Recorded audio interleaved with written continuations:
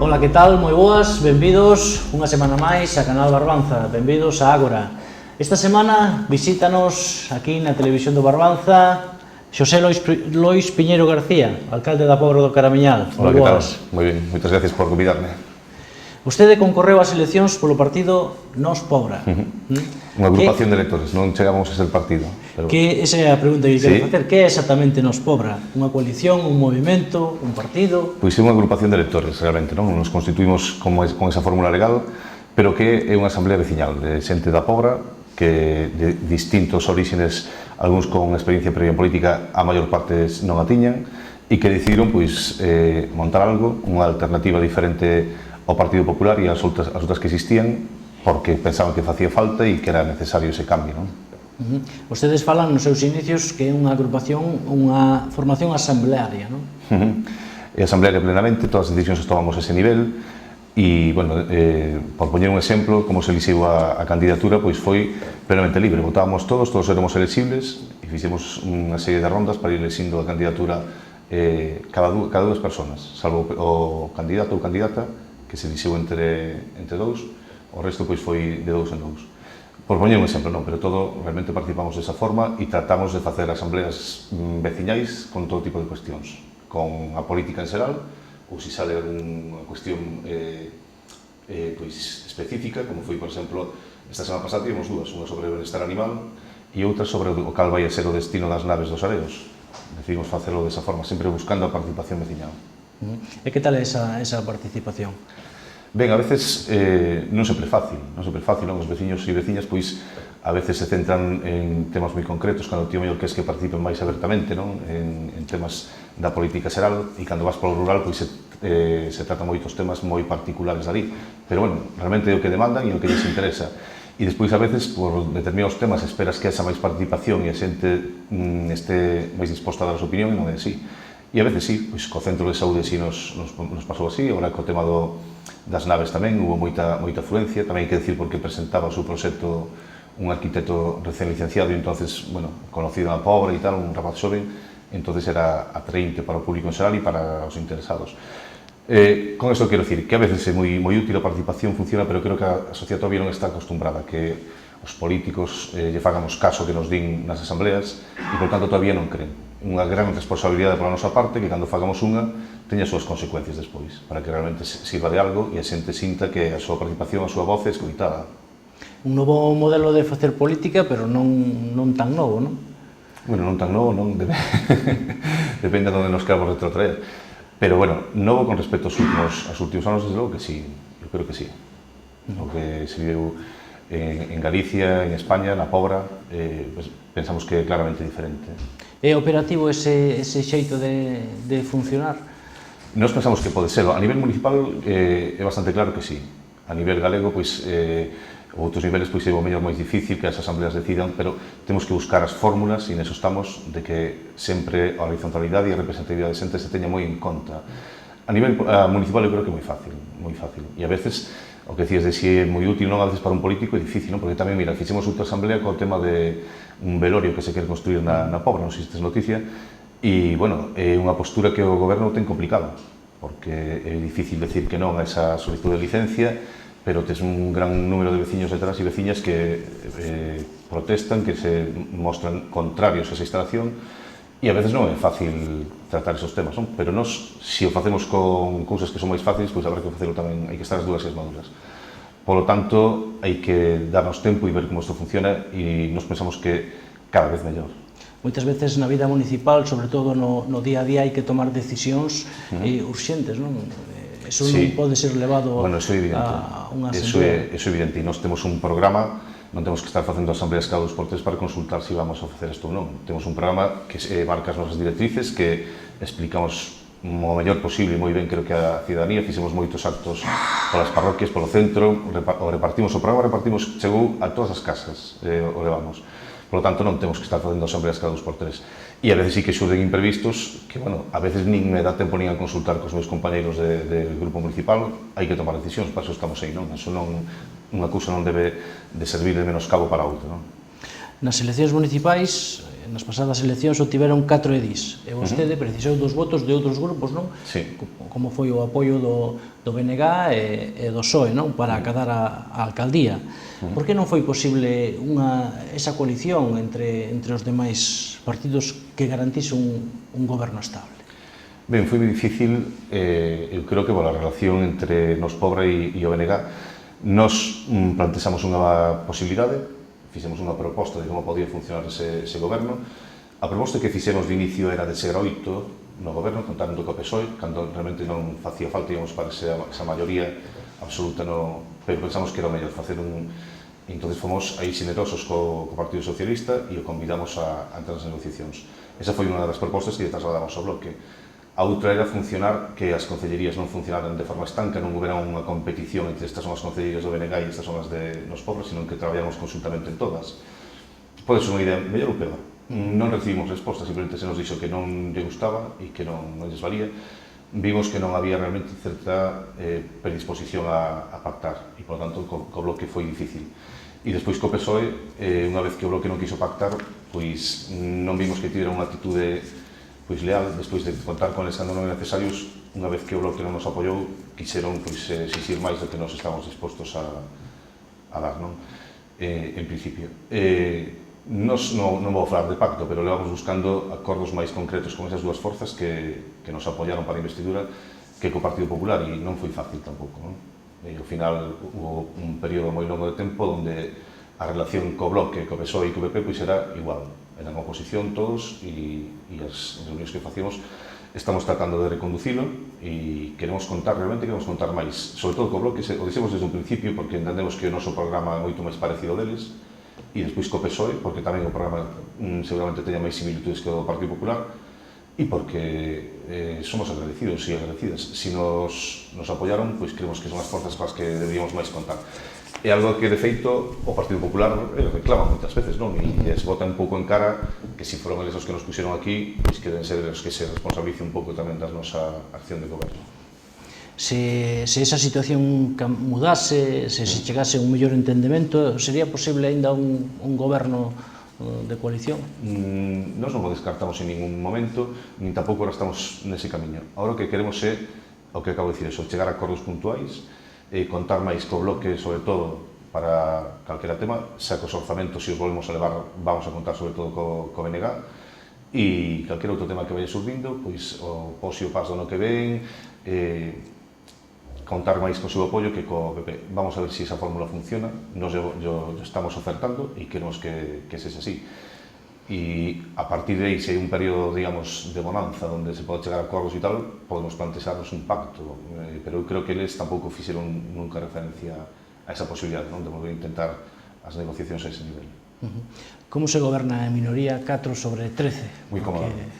Moi cómodo. Non. É unha pequena broma. Pois é moito traballo, unha porque, claro, sempre estás moi pendiente de que as cousas que estás facendo teñen que ir moi perfiladas ao pleno para poder aprobalas, e moitas veces, a verdade que as nosas propostas son as que menos se aproban no pleno, se aproban moito máis as da oposición, calqueira dos grupos que as nosas, pero, bueno, temos que tratar de presentalas e despois, a parte das cousas que se aproban no pleno, pois o traballo do día a día é difícil porque necesitaríamos unha dedicación máis como plantexamos, non se nos aprobou esa segunda dedicación en base a que no pleno de organización non a propuxemos e que ahora non tiña sentido, e si ten sentido. O que propuxemos no pleno de organización foi empezar con unha soa, darnos un tempo para ver como funcionaba e ver cal dos concelleiros a precisaba máis, e ao final decidimos que era Miguel Aramancos, porque a parte que se fixo con traballo maior do que en principio tiñamos pensado para él, se fixo cos servicios municipais, por unha cuestión de que levaba persoal e empezou a ter máis trato cos traballos da brigada e levou servicios municipais tamén. E, sin embargo, as outras dúas persoas, que son Charo Varela e Genoveva Bermo, como profesoras, como mestras, teñen un pouco máis de tempo libre, son xa xente que ten a súa familia xa organizada e tal, mentras que Miguel é unha persona máis nova que está ainda, creo que se pode decir públicamente, vai a ter un meniño dentro pouco, e entonces todavía está nunha fase da súa familia que necesita tempo libre para a súa vida privada. E nos o plantexamos e o mellor é posible que volvamos a levar o pleno a dedicación exclusiva, porque, como decía Charo, a nosa concelleira, o facemos por unha cuestión de responsabilidade de cara ao povo. Nos pensamos que o mellor e debemos de ter que volver a facelo. porque esa persoa para controlar o traballo da brigada, para controlar o persoal, para dirixir, todo é necesario, porque eu non teño tempo, eu teño xa demasiado con recibir os veciños e as empresas, cantidad de cousas que tens que facer e levar adiante, non tes tempo para encargarte de se a brigada ou se desbrozou ou non desbrozou, como é lógico. Ese era un tema que se levaron a pleno, a dedicación do concelleiro Miguel Alabancos, que o pleno rexeitou, non?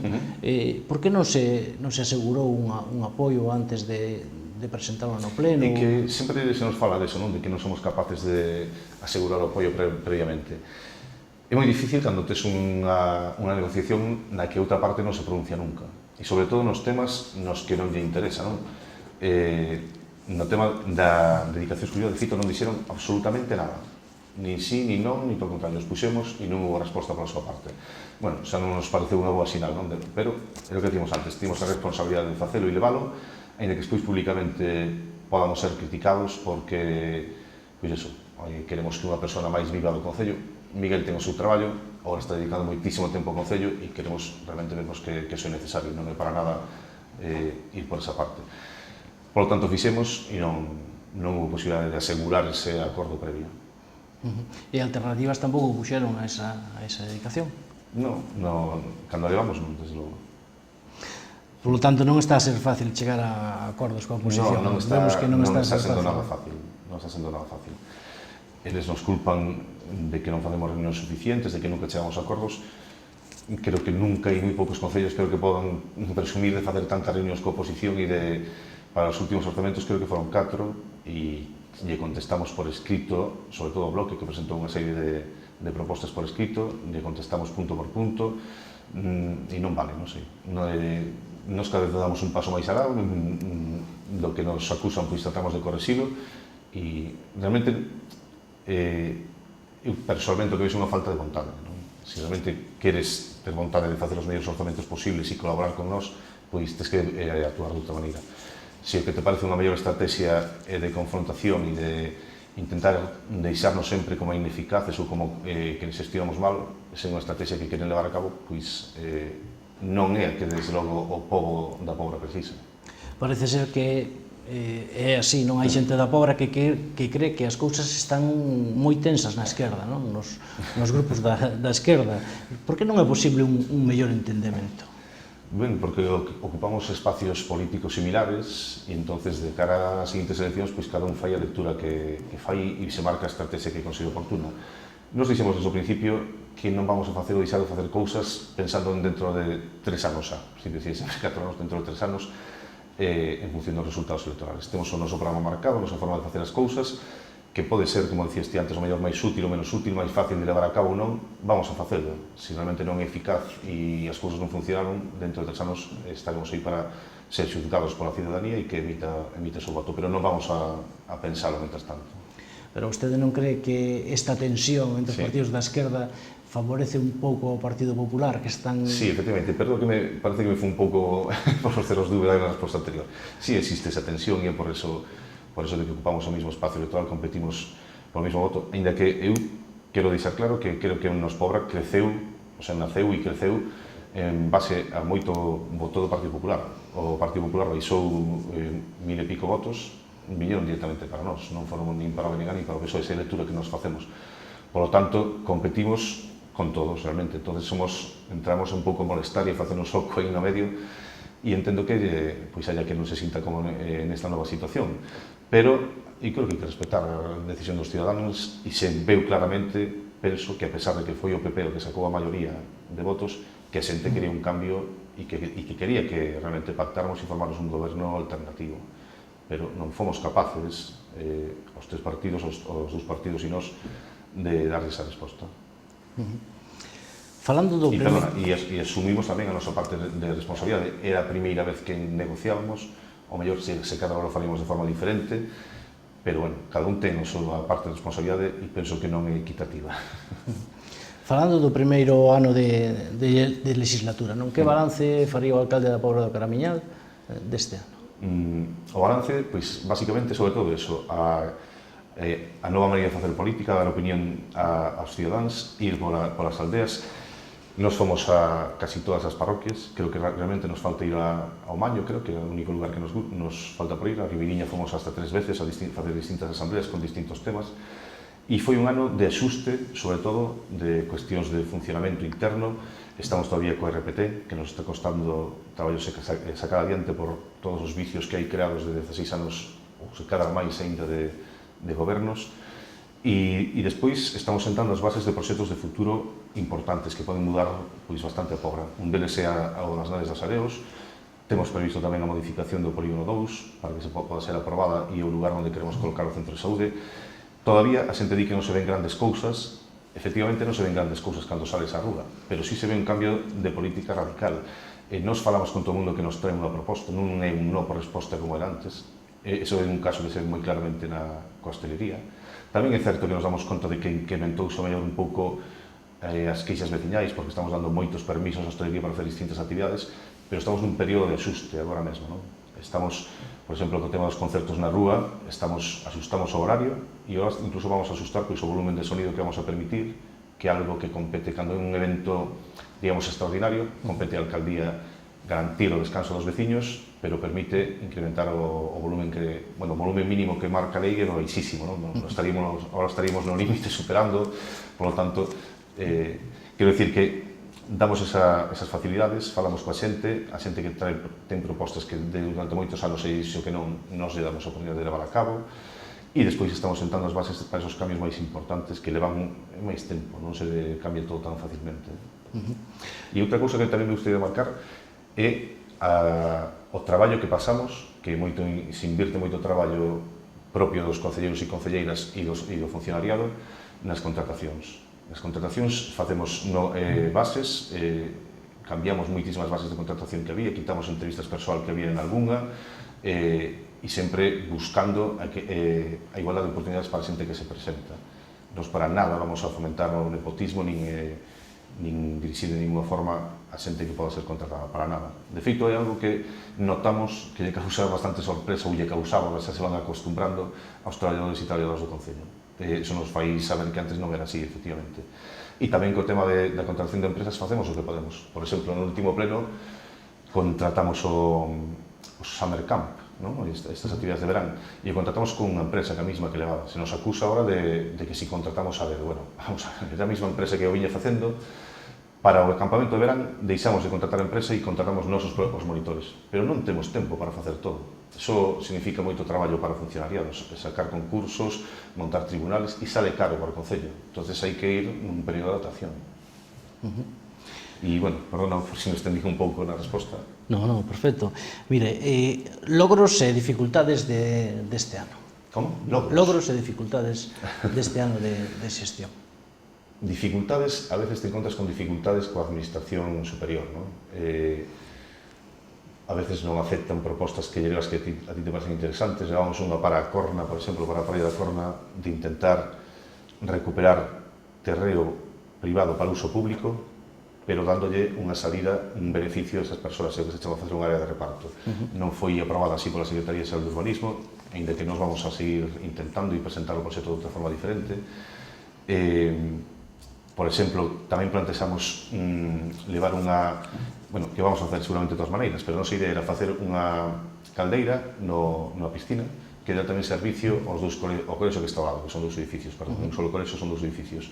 E a resposta da Consellería por ahora non foi favorable por cuestións técnicas, non sei, nos pone un pouco de trabas cando temos que é unha idea que cumple de sobra coa estrategia que se marcou a propia Xunta de potenciar as enerxías renovables e sobre todo as caldeiras de biomasa, que se faga entre distintas administracións, é un punto que recolle a súa propia estrategia. E nos o propoñemos e parte que nos poñen trabas, non queremos pensar que sexa para a nosa cor política, sino que o mellor temos que aprender a facer o mellor e seguiremos insistindo en ese tipo de ideas. Entón, a veces as trabas se deron un pouco a ese nivel, non? E despois os logros, pois foi un pouco comentaba antes, non? Ese cambio dentro do que é a organización do Concello e como xestionamos cada unha das cousas. Tamén eu, personalmente creo que estamos intentando, ese é un campo que me compete a mí no urbanismo, levar as cousas de unha forma máis clara e xusta para toda a ciudadanía. Antes sabemos e vemos que hai moitos conflitos xerados por permisividade, se daban moitas veces licencias sin ter todos os permisos perceptivos. Eso fai que temos un par de contenciosos no Concello que nos complica moito a vida e me quita moitísimo traballo a mí personalmente. Son cuestións que intentamos cambiar ese mellor funcionamento e xestión do Concello e engrasar ben a maquinaria, que creo que o estamos logrando. É difícil xestionar axudas con outras administracións superiores, Deputación, Xunta, cando somos de outro partido diferente ao que está gobernando? Sí, a veces teño esa sensación, non? As veces que consiguen reunirme, a veces, sorprendentemente, conseguiro a veces moi rápido, non? Por exemplo, co anterior Conselleiro da Sanidade, recordo falar co alcalde Rianxo e dicirme que el todavía non había sido capaz e a mí se me había dado ter esa reunión, pero despois tampouco sacabas nada excesivamente en limpo. Tenho que dicir que, por exemplo, co actual conselleiro, pois sí falamos do centro de saúde e comprometeuse que se conseguimos os terreos novos os que nos propoñemos en poucos meses conseguiría o orzamento, a ver se é certo, se realmente chegado o caso se dá esa posibilidade, pero a veces incluso costa ter esa reunión, non? Donde poder falar. Levo solicitando, por exemplo, co director de Aguas de Galicia moitísimo tempo e non consigo ter esa reunión para falar diversos temas, a sanción que temos aí pendente, os verquidos do polígono, como todo o que estamos facendo para intentar solucionarlo, porque iso é algo que tamén é un traballo que a xente non ve, pero estamos moi encima deso. Teño dedicado moitísimas horas de reunión a tratar os verquidos do polígono, un problema que leva aí estancado e que non se solucionar, non? E non das conseguido esa reunión. Outras veces chegas, falas de proxectos que incluso sabían de antes do goberno anterior e agora os paran. Claro, escoitas falar na oposición que está agora e di que existía un documento firmado, que hai un compromiso. Realmente esos compromisos, ainda que estiga firmado, non valen realmente de nada, non? O que vale realmente de algo é cando está no orzamento. Por exemplo, o Centro de Saúde nunca estuvo no orzamento da Xunta, non perdimos ninguna subvención, nunca estuvo. Había un compromiso, igual que había un compromiso de facer outras cousas. Non nos rendimos, evidentemente, seguimos insistindo e seguimos levando propostas que lles coste tal decir que non. E o mellor, pois quen sabe, agora que se chegan as eleccións, igual temos máis sorte. Paramos un momentiño, damos paso á publicidade e volvemos en nada, nuns minutiños para seguir a conversar con Xosé Lois Piñeiro, alcalde da Pobra do Caramiñal.